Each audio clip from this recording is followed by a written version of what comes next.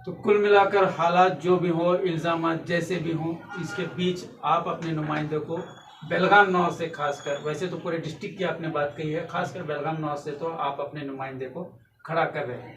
फिर आपके मैदान में आने के बाद अगर कांग्रेस के कैंडिडेट को नुकसान होता है तो उसके जिम्मेदार कौन हो सकता है?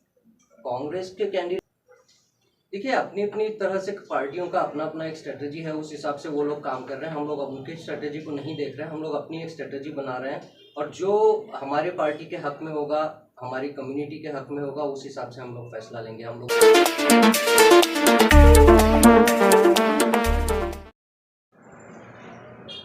नाज़रीन आदाब, यस इंडिया में आपका खैर मकदम है। इस वक्त मजलिस इत्तेहादुल मुस्लिमीन के बेलगाम जिलाई सदर आलम सनदी हमारे साथ स्टूडियो में मौजूद हैं।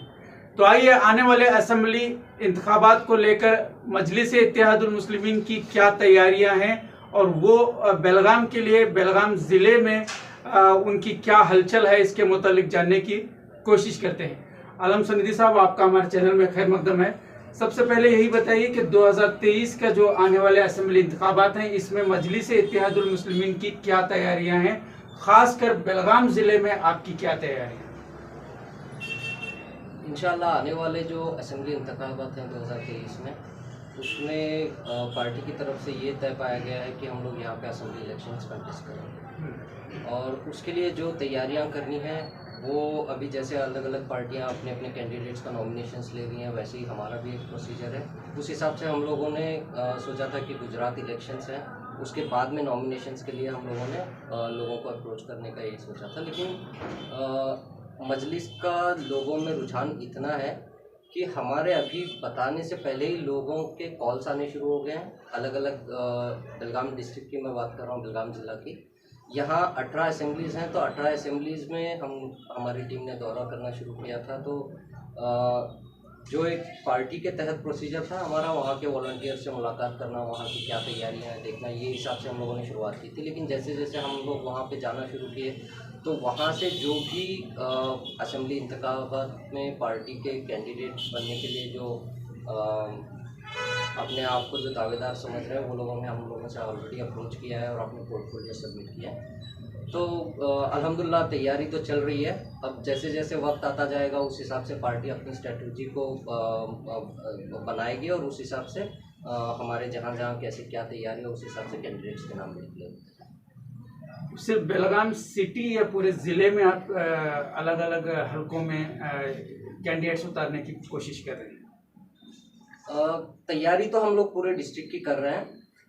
वक्त आते आते जहाँ जैसे तैयारी, क्योंकि इलेक्शन लड़ना जीतने का भी हमारा जो एक मंशा है, उस जीतने के हिसाब से जहाँ जहाँ जीत हासिल होगी और जहाँ जहाँ हमारी पार्टी का जो एक स्ट्रक्चर है वो बनता जा रहा है, उस हिसाब से आने वाले दौर में हम लोग ये देखेंगे कि कहाँ पे, क्योंकि पार्टी है सिर्फ इलेक्शन लड़ना ही नहीं है, हम लोगों को जीत भी हासिल करनी है। तो जीत के हिसाब से हम लोग अपनी स्ट्रेटजी बना करके उस कैलकुलेशन के हिसाब से निकलेंगे।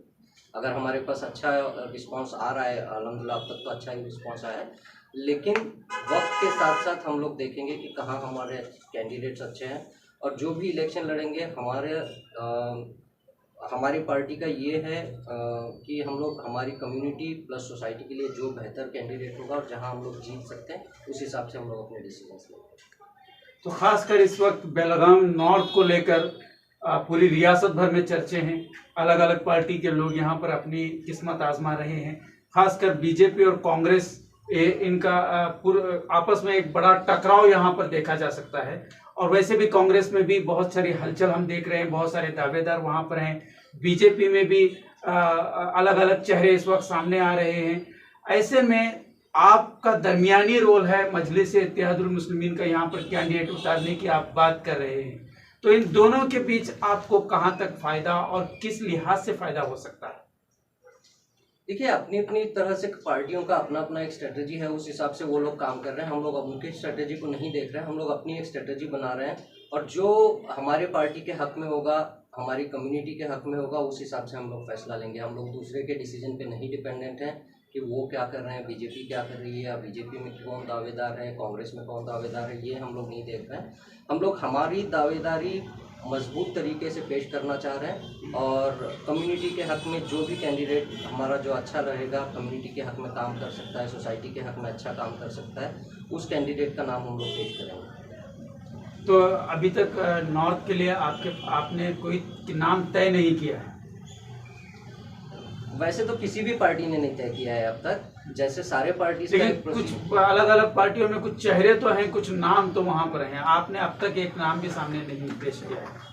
नहीं, हमने नाम पेश सामने नहीं किया है, इसका मतलब ये नहीं है कि हमारे पास नाम नहीं है या पार्टी में जो दावेदारी पेश कर रहे हैं वो लोग नहीं है, ऐसा नहीं है। लेकिन हर पार्टी का जैसे एक अलग अलग तरीका होता है, उस तरीके से हम लोग काम कर रहे हैं। हमारा तरीका ये है कि हम लोग ज़्यादा शोरगुल अब नहीं कर रहे हैं, और ना ही कोई और पार्टी इस वक्त शोरगुल कर रही है नाम को लेकर के। अपना अपना इंटरनल एक प्रोसीजर है, उसके तहत चल रहे हैं।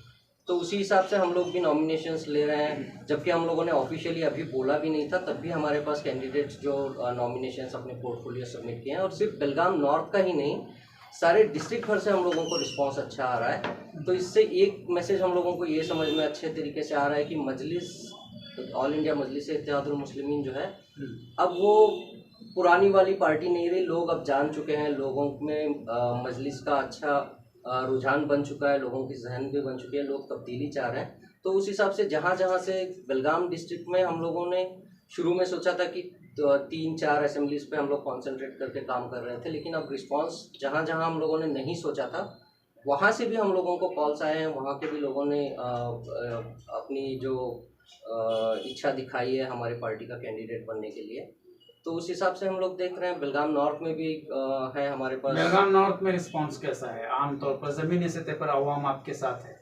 आवाम का भी रिस्पांस अच्छा आ रहा है, और लोग यहाँ पे देख चुके हैं कि कांग्रेस की ये भी देख चुके हैं। उसके बाद अब जो सियासी दौर चल रहा है, उस हिसाब से जो हमारे सूबे में हो या सेंट्रल में भी जो गवर्नमेंट काम कर रही है, तो लोग उकता चुके हैं इन सारे सिस्टम्स को देख करके। तो लोगों का रुझान ये है कि तब्दीली चाहते हैं, और लोग चाहते हैं कि कोई ऐसी पार्टी और ऐसा नुमाइंदा उनका हो जो सही तरीके से उनकी बुलंद तरीके से आवाज़ उठा सके।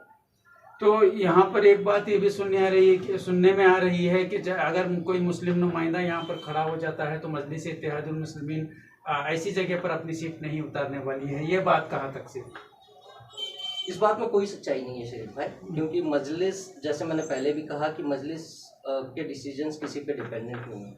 हम लोग एक इंडिविजुअल पार्टी हैं, और हमारी अपनी स्ट्रेटजी है, हमारे अपने कैलकुलेशंस हैं, हमारे अपने सर्वेज हैं। उस हिसाब से हम लोग अपना डिसीजन लेंगे। कोई ऐसा नुमाइंदा नहीं है जिसके खड़े होने के बाद मजलिस इत्तेहादुल मुस्लिमीन जो है बैकफील्ड पर आकर यानी अपने आप को पीछे ले यहाँ से? इंशाल्लाह ऐसा तो नहीं होगा, क्योंकि अलग अलग पार्टी से हर कोई नुमाइंदगी अपनी पेश करते हैं, हर पार्टी अपना कैंडिडेट देती है। उसी तरीके से मजलिस अपने कैंडिडेट पे कॉन्सेंट्रेट करेगी, ना कि किसी और पार्टी के कैंडिडेट। फिर आपके मैदान में आने के बाद अगर कांग्रेस के कैंडिडेट को नुकसान होता है तो उसके जिम्मेदार कौन हो सकता है? कांग्रेस के कैंडिडेट को नुकसान होता है या फ़ायदा होता है, या किसी और कैंडिडेट को नुकसान या फ़ायदा होता है, वो कैंडिडेट और वो पार्टी अपने स्ट्रेटजीज और अपने कारगुजारी के बलबूते पर नुकसान या फ़ायदा उठाती है। किसी के बलबूते पे, किसी के लड़ने से इलेक्शन, फिर ऐसा होता तो किसी को इलेक्शन ही लड़ना चाहिए था। करीब आपने अगर वो वोट खा लिए, फिर आपके कैंडिडेट के हिस्से में उतने वोट चले गए, उतने ही वोट से अगर एक नुमाइंदा हार जाता है तो आप पर इल्ज़ाम तो लगेंगे, जैसे पिछले इलेक्शंस में लगते रहे हैं। इस तरह से इल्ज़ाम लगाने वालों को दूसरा काम नहीं होता है। फर्ज कीजिए, जैसे आपने कहा कि अगर हमारा कोई कैंडिडेट बैठा है कहीं पे, और जितने वोट हमारा कैंडिडेट हासिल करता है, उतने वोटों से अगर कोई दूसरा कैंडिडेट हार जाता है, तो वो उसको अपने गिरेबान में झांकना चाहिए कि इतने वोट मुझसे हट करके दूसरों को क्यों गए। और ऐसा कोई दावेदारी डेमोक्रेसी में किसी का वोट पे इख्तियार नहीं है। अगर मजलिस का कैंडिडेट नहीं भी है, फ़र्ज़ कीजिए 10,000 वोट मजलिस के कैंडिडेट ने कहीं पे लिए, और उसी मार्जिन से अगर कोई कैंडिडेट हार गया है, तो वो ये नहीं दावा कर सकता है कि अगर मजलिस का कैंडिडेट नहीं होता और वो 10,000 वोट पूरे मुझे मिल जाते। ये दावा कोई नहीं कर सकता। वो 10,000 वोट नोटा भी जा सकते हैं, कोई और पार्टी में तकसीम हो सकते हैं, या वोट नहीं भी कर सकते हैं। वो लोग मजलिस को चाहते हैं, तभी तो मजलिस के कैंडिडेट की तायीद में उन लोगों ने अपना वोट दिया हुआ है। तो ये तो डेमोक्रेसी में आप सरासर उन वोटर्स की बेइज्जती कर रहे हैं। अगर वो किसी कैंडिडेट को, किसी के उसूलों को, किसी पार्टी को वोट दे रहे हैं, तो उसकी तायीद करना ज़रूरी है। तो कुल मिलाकर हालात जो भी हो, इल्ज़ाम जैसे भी हों, इसके बीच आप अपने नुमाइंदे को बेलगाम नॉर्थ से, खासकर, वैसे तो पूरे डिस्ट्रिक्ट की आपने बात कही है, खासकर बेलगाम नॉर्थ से तो आप अपने नुमाइंदे को खड़ा कर रहे हैं। इंशाल्लाह, जैसे मैंने कहा कि हमारी पूरी डिस्ट्रिक्ट भर में कोशिश चल रही है, हमारी कोर टीम काम कर रही है, लोगों से मुलाकात कर रही है, लोगों के कॉल्स भी आ रहे हैं, पोल भी सबमिट हो रहे हैं। तो जैसे जहाँ पे हम लोगों का स्ट्रेटजी जैसे बनेगी उस हिसाब से हम अपना डिसीजन लेंगे। और ये कहीं पे नहीं है कि हम लोग किसी के दबाव में या किसी को फ़ायदा पहुंचाने या किसी को नुकसान पहुंचाने के लिए इलेक्शन लड़ेंगे, नहीं। हम लोग अपने जीत की कोशिश में हम लोग लड़ेंगे। और जैसे कहा जाता है कि हर लड़ाई जीत के लिए नहीं होती है, कभी कभार लड़ने का कुछ आउटकम ऐसा भी होता है कि फ्यूचर का देख करके आने वाले मुस्तकबिल के हिसाब से भी अपने आप को तैयार करना पड़ता है। तो उस हिसाब से हम लोग लड़ेंगे। और जिस तरीके से अब तक की तैयारी चल रही है अल्हम्दुलिल्लाह, हम लोग ऐसे सीटों पे जब डालेंगे कैंडिडेट्स तो जीत की पूरी उम्मीद भी है। और जैसे डिस्ट्रिक्ट की बात कर रहा था मैं, 18 असेंबलीज़ हैं और 18 असेंबलीज़ में 3 या 4 असेंबलीज़ छोड़ करके बाकी 14-15 असेंबलीज से, हर असेंबली से हम लोगों को कैंडिडेट्स आए। और जैसे लोग कहते हैं कि एमआईएम सिर्फ मुसलमानों की पार्टी है, ये ऑलरेडी इतने सारे जितने इलेक्शंस हो चुके हैं उसमें हम लोगों की तरफ से ये मैसेज भी गया है कि मजलिस सिर्फ मुसलमानों की पार्टी नहीं है, क्योंकि नॉन मुस्लिम्स को भी टिकट दी गई है और नॉन मुस्लिम्स जीते भी हैं हमारी पार्टी से। अभी उत्तराखंड में इलेक्शंस हुए थे तो वहाँ पे 2 सीटें जो हम लोग लड़े थे, दोनों सीटें जीती और दोनों भी नॉन मुस्लिम कैंडिडेट्स हैं। और यहाँ पे भी जो डिस्ट्रिक्ट से जो नॉमिनेशंस आ रहे हैं, यहाँ पे नॉन मुस्लिम कैंडिडेट्स के भी हमारे पास नॉमिनेशंस आ रहे हैं, पोर्टफोलियोज अपने आए हैं। मराठास हैं, SC/ST का भी आया हुआ है नॉमिनेशन। जैसे कि आप जानते हैं हमारे डिस्ट्रिक्ट में कुर्ची असेंबली ऐसा है जहाँ पे मुसलमानों की तादाद बहुत ज़्यादा है, लेकिन वो सीट रिज़र्व है, वहाँ पे मुसलमान डिसाइडिंग फैक्टर है। तो हम लोगों को उम्मीद, मेरा पर्सनली ये था कि कुर्ची से हमको कैंडिडेट मिलेगा और कैंडिडेट हम लोग वहाँ उतारेंगे। ये मैं सोच करके चल रहा था जब हम लोगों ने यहाँ पे इलेक्शन लड़ने का डिसाइड किया। तो वहाँ से तो आए यमकनमर्डी भी एक कॉन्स्टिट्यूंसी ऐसा है जहाँ रिज़र्व कैंडिडेट है, रिज़र्व सीट है, लेकिन वहाँ से भी हम लोगों के पास एक कॉल आया है नॉमिनेशन के लिए, पोर्टफोलियो आया हुआ है। तो ये अच्छी अलामत है पार्टी के लिए और आने वाले दौर की सियासत के लिए। तो आपसे आखिरी एक सवाल ये है कि आपके सदर बैरिस्टर असदुद्दीन ओवैसी ने कहा है कि कर्नाटक के असेंबली इंतखाबात में 100 सीटें मजलिस इत्तेहादुल मुस्लिमीन से वो मैदान में रहेंगी। तो आपको क्या लगता है कि 100 सीटों में कहाँ तक आपको फ़ायदा पहुँचेगा, कितने हद तक आप जीत हासिल कर पाएंगे?